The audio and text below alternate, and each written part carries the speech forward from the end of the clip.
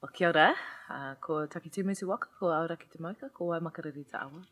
Ko aro whenua ta hapu, ko aro whenua ta marae, ko Ngāi Tahu te iwi. Ko Tiatia Fa'atoese Latu taku ingoa.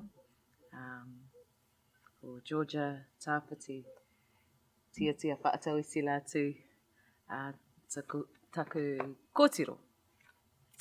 Nō reira, tēnā koutou, tēnā koutou, tēnā koutou katoa. My mountain is Aoraki, the main mountain in the South Island.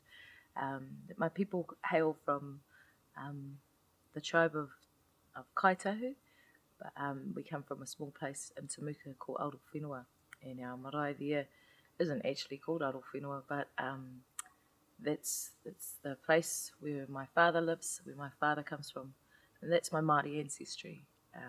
And I told you about the river Waimakariri as well, because luckily for me, I've grown up in just about every place there is in Aotearoa in New Zealand, and the Waimak is one of the rivers that flows from Aoraki, that flows down to closer to the people of Tuahiwi, and our ancestors, for my side, hail pretty much from Tuahiwi, just past Kaiapoi, Rangiora, and all the way down to Stewart Island. So my grandmother, she was Tuahiwi to pretty much Pukitaraki, Moiraki Pukitaraki.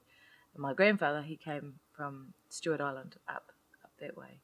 So that's my dad's family, and I gave you my last name, my new last name.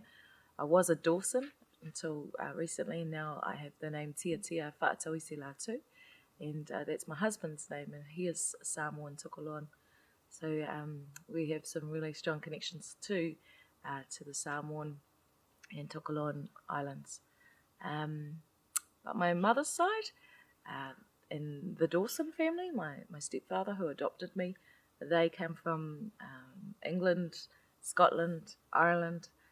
There's some French ancestry in our family stories. And I've had a real privilege of growing up with my mum, meeting my father when I was a little bit older, but knowing both the stories and history from my mum's side as much as learning and finding about the stories and history of my father's side.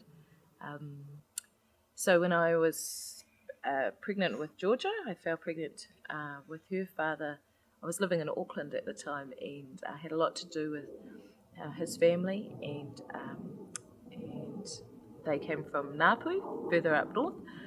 And I was thinking, if I'm going to have a child, I really want her to know who she is and where she comes from both sides of the story. So not just his family stories, but mine as well. So we moved down to Dunedin, my daughter Georgia, and we settled here. And I had this real huge desire, this passion to offer her as much as I could in regards to the stuff that I wasn't given the opportunity to have as a young girl in New Zealand.